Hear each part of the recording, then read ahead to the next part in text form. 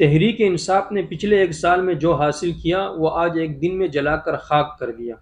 جس طرح کے واقعات آج ہوئے، جیسے جاہلانہ اور احمقانہ انداز میں انصافین کارکنوں نے لاہور کینٹ پر دھاوا بولا، کور کمانڈر ہاؤس مکمل طور پر جلا دیا، فوجی گاڑیوں پر حملے کیے، معلوم نہیں پنڈی اور دیگر شہروں میں کیا تباہی مچائی، وہاں تو یہ جی ایچ کیو میں گھس گئے تھے، اس کی تفصیل ابھی زیادہ پتہ نہیں چل سکی۔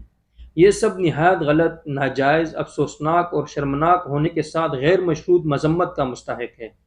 کاش پی ٹی آئی کے ان پڑھے لکھے، جاہل اور جذباتی کارکنوں کو پتہ ہوتا کہ وہ کس طرح بری طرح ٹریپ ہوئے ہیں، اور انہوں نے حقیقتاً زومبیوں کی طرح سب کچھ برباد کر دیا۔ اپنا سیاسی اثاثہ، اپنا ووٹ بینک، کریڈیبلٹی اور سیاسی جماعت کے طور پر احتجاج کا آئینی حق، انہوں نے یہ سب کچھ گنوا دیا ہے۔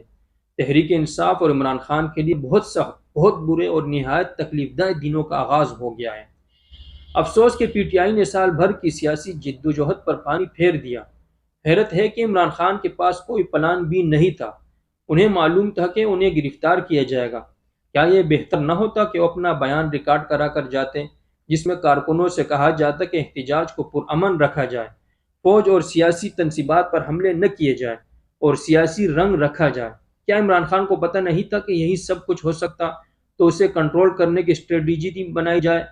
سچ یہ ہے کہ عمران خان نے نہایت عاقبت نااندیشی کا مظاہرہ کیا اور اب اپنے ساتھ اپنی پارٹی کے لیے بھی شدید مشکلات بڑھا دی۔ اللہ ان پر رحم کرے، انہوں نے اپنے ساتھ اچھا نہیں کیا۔